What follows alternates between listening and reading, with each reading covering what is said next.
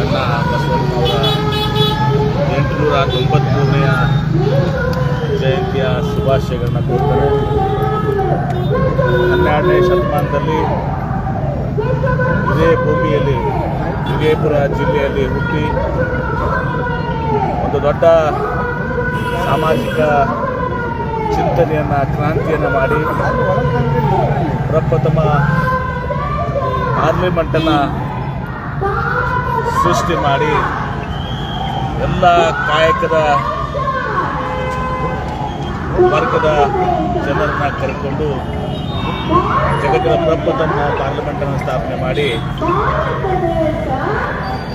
ಆಡು ಭಾಷೆ ಕನ್ನಡದಲ್ಲಿ ವಚನ ಚಳವಳಿ ಮೂಲಕ ಈ ಸಮಾಜದಲ್ಲಿ ಸಮಾನತೆ ಬರಬೇಕು, ಅಸ್ಪೃಶ್ಯತೆ ತರಬೇಕು, ಮೂಢನಂಬಿಕೆಗಳು ಅನಿಷ್ಟ ಪದ್ಧತಿಗಳು ಹೋಗಲಾಡಿಸಬೇಕು, ಮಹಿಳೆಯರಿಗೆ ಸಮಾನತೆ, ಹೀಗೆ ಒಂದು ದೊಡ್ಡ ಸಾಮಾಜಿಕ ಕ್ರಾಂತಿಯನ್ನು ಮಾಡಿ ಬಸವ ಧರ್ಮವನ್ನು ಸ್ಥಾಪನೆ ಮಾಡಿ ಇವತ್ತು ಬಸವಣ್ಣವರು ಜಗಜ್ಯೋತಿ ಆದರು.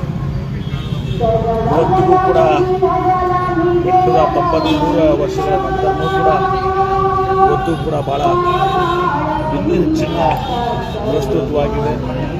ಇವತ್ತು ಬಸವಣ್ಣನವರು ಬಸವಾದೀಶ್ವರರ ದಾರಿಯಲ್ಲಿ ನಡೆದುಕೊಂಡು ಸುಂದರ ಸಮಾಜ ನಿರ್ಮಾಣ ಆಗಬೇಕು ಅಂತ ಏನು ಕನಸಿತ್ತು, ಆ ಕನಸನ್ನು ನನಸು ಮಾಡುವ ವಿಷಯದಲ್ಲಿ ಇವತ್ತು ನಾವೆಲ್ಲರೂ ಕೂಡ ಕೈ ಜೋಡಿಸಬೇಕಾಗಿದೆ ಮಾತನಾಡುವ ಸಂದರ್ಭದಲ್ಲಿ ಹೇಳಿ, ಇವತ್ತು ನಮ್ಮ ಸರ್ಕಾರ ಸಿದ್ದರಾಮಯ್ಯವರ ನೇತೃತ್ವದ ಸರ್ಕಾರ ಹಿಂದೆಯೂ ಕೂಡ 13ರಿಂದ 14 ಎಲ್ಲ ಸರ್ಕಾರಿ ಕಚೇರಿಗಳಲ್ಲಿ ಕೂಡ ಬಸವಣ್ಣನವರ ಭಾವಚಿತ್ರವನ್ನು ಹಾಕಬೇಕು. ಯಾವ ರೀತಿ ಮಹಾರಾಷ್ಟ್ರದಲ್ಲೂ ಕೂಡ ಒಂದು ವಿಧಾನಸೌಧ ಮಾಡಿದೆ, ಎಲ್ಲ ಸರ್ಕಾರಿ ಕಚೇರಿಗಳಲ್ಲಿ ಅಣ್ಣ ಬಸವಣ್ಣವ್ರನ್ನ ಫೋಟೋಗಳನ್ನು ಇದೇ ಅವಧಿಯಲ್ಲಿ ಇವತ್ತು ಹೋದ ವರ್ಷ ಇವತ್ತು ಬಸವಣ್ಣನವ್ರನ್ನ ರಾಜ್ಯದ ಸಾಂಸ್ಕೃತಿಕ ನಾಯಕ ಅಂತೇಳಿ ಘೋಷಣೆ ಮಾಡೋದ್ರ ಮೂಲಕ ಅವರಿಗೆ ಗೌರವವನ್ನು ಸಲ್ಲಿಸುವಂಥ ಕೆಲಸ ಮಾಡಿದ್ದಾರೆ.